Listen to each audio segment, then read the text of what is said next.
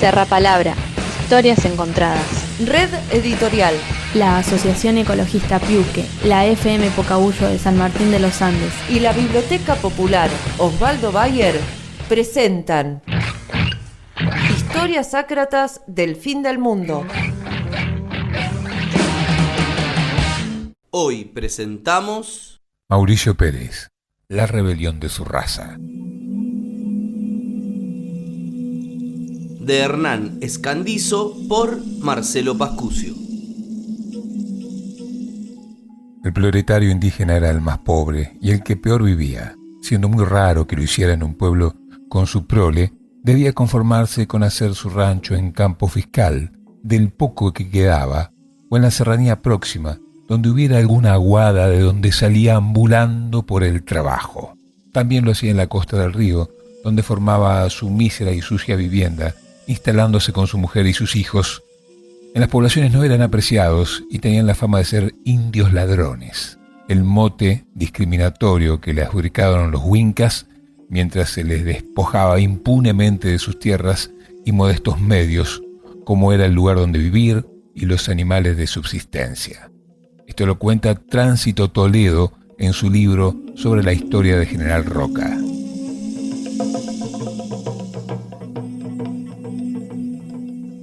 Este historiador también destaca que en las primeras décadas del siglo XX, los indígenas, es decir, mapuche y tehuelche, intervenían en los trabajos más rudos que se realizaban en el Alto Valle de Río Negro. En el desmonte de la tierra, el más duro de los trabajos, cuenta Toledo, se desempeñaron en numerosas cuadrillas formadas por el núcleo humano tan menospreciado. Ellos se unían en cuadrillas como los extranjeros y eran de origen de nuestras tierras, y chilenos, en especial temucanos, como se los llamaba a los aborígenes oriundos de esa zona chilena, continúa Toledo. En diferentes pasajes de su libro, el historiador roquense hace hincapié en la laboriosidad de los originarios y afirma que a pesar de ello, tan mala fama se les había endilgado al indio que se les consideraba inferior, aprovechándose esta circunstancia para pagarle menos jornal, situación que les deprimía, les llenaba de indignación. Según Toledo, ante esta situación, el silencio abandonaban el trabajo. Pero no todos los trabajadores originarios reaccionaban así. Algunos estaban dispuestos a organizarse y pelear por lo suyo.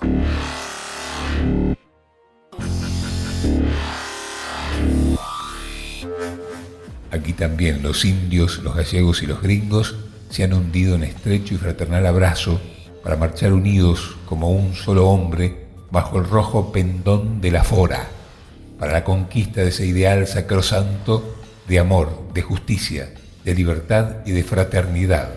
Escribía en 1923 un delegado de la Federación Obrera Anarquista al describir quiénes integraban la Sociedad de Oficios Varios de Chipoleti. Poco se sabe del derrotero de las sociedades obreras de la Fora en el Alto Valle de Río Negro en la década de 1920, y menos de sus hombres y mujeres mapuche y tehuelche, aunque a nuestros días llegó un nombre: Mauricio Pérez. Mauricio Pérez era un indiecito inteligente y fiel que, llevando dentro la rebelión de su raza, se embanderó en las primeras luchas de justicia social, y por ello fue llevado a la cárcel muriendo lejos de su pueblo natal. Esto lo destaca y transcribe Tránsito Toledo. Es muy poca la información que ese historiador dé sobre Mauricio Pérez, el tipógrafo mapuche que militó en la Federación Obrera Regional Argentina. Menciona que era un buen operario y que nació en General Roca en el seno de una humilde familia local.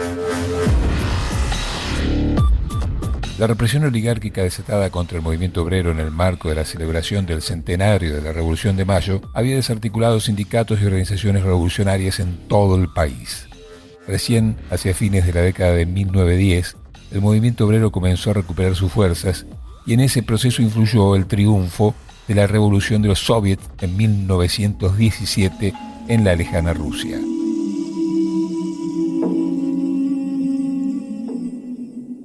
En el norte de la Patagonia también soplaban vientos libertarios. Crecía la sindicalización y también las huelgas. En 1917 se conformaron centros socialistas en Viedma y en San Antonio Oeste, mientras que en enero de 1919 fue fundado el Centro Obrero de Neuquén y en mayo el Centro Socialista de General Roca.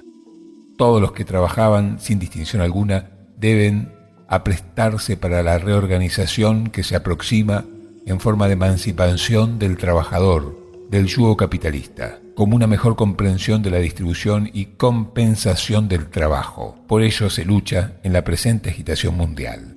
Sostenían en el manifiesto fundacional del Centro Socialista de General Roca. Entre los firmantes del manifiesto estaba Mauricio Pérez, aunque su militancia en el Centro Socialista de General Roca fue breve. En esos años de ebullición social, la Fora irrumpió en el Alto Valle. A partir de 1918, obreros anarquistas promovieron la organización y plantearon demandas en las obras de riego y en establecimientos agrícolas.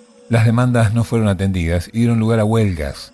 Como emergentes de ese proceso, en 1920, los militantes anarquistas fundaron sociedades obreras de oficios varios en Chipoleti, Allen y General Roca, adheridas a la Fora.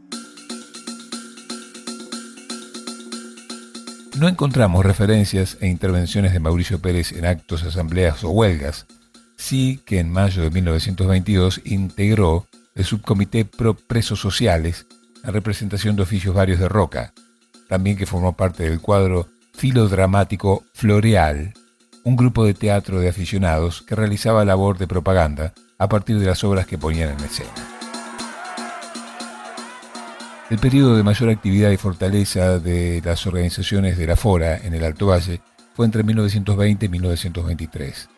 En los años siguientes se debilitó por enfrentamiento entre diferentes corrientes internas y por la represión y el hostigamiento que las sociedades obreras sufrían a manos de la Policía de Río Negro y la Liga Patriótica Argentina, el grupo de choque organizado a nivel nacional por los sectores más conservadores de la burguesía. La fuerte represión se extendió en todo el país. En Santa Cruz, cientos de peones rurales en huelga fueron fusilados. Con plomo y sangre fue clausurado el ciclo de alza de las movilizaciones obreras. Hacia mediados de 1924, en el norte de la Patagonia, solo quedaba en pie la Sociedad de Oficios Varios de General Roca. En los años siguientes, en las localidades se conformaron sindicatos de obreros, panaderos, ladrilleros y albañiles adheridos a la Fora, pero tuvieron corta vida. La organización obrera había caído en una larga agonía, interrumpida por la masiva adhesión que consiguió en 1927 la campaña contra la ejecución de los anarquistas italianos Nicolás Sacco y Bartolomé Vanzetti en Estados Unidos. El golpe de Estado del 6 de septiembre de 1930, encabezado por el general Uriburu, le dio el tiro de gracia. En los primeros días de 1931 se produjeron allanamientos y detenciones de anarquistas en Río Negro, un despliegue represivo sin relación con las reducidas fuerzas que tenía el forismo. El 19 de enero comenzaron las detenciones en Chipoleti y concluyeron los primeros días de febrero en Río Colorado. Fueron detenidas 19 personas. Mauricio Pérez, el tipógrafo mapuche, era uno de los 19. Lo trasladaron a la cárcel porteña de Villa Devoto y lo alojaron en el cuadro 3 bis, reservado para militantes anarquistas y comunistas. Tiempo después lo embarcaron con otros presos anarquistas y comunistas rumbo a Ushuaia, a la Penitenciaría Nacional. Fue el único de los detenidos en Río Negro que corrió esa suerte.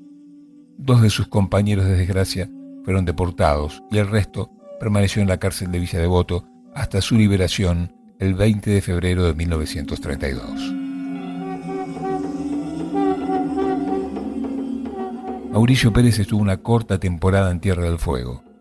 En marzo de 1932 llegó a Buenos Aires y el 13 de junio murió internado en el Hospital Muniz, donde se atendía de una enfermedad gravísima. El periódico anarquista La Protesta reconstruyó el martirologio de Pérez. Villa Devoto con sus camas heladas de mosaicos, con su sombra permanente, con sus basofias nauseabundas, y después Ushuaia, sometido al frío extremo y el sadismo de los penitenciarios. La Protesta no dudó. Uriburu, Villa Devoto, Ushuaia, he aquí sus asesinos. Poco se sabe de la vida de Mauricio Pérez, pero su historia, reconstruida como retazos apenas hilvanados, es una historia en plural. En él están representados otros y otras, también invisibles, que encarnaron la rebelión de su raza.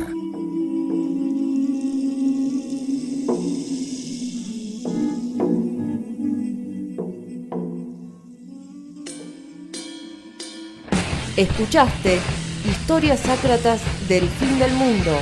Para aportar material o pedirnos comunicate al 2972 43 14 28. Historias ácratas del fin del mundo.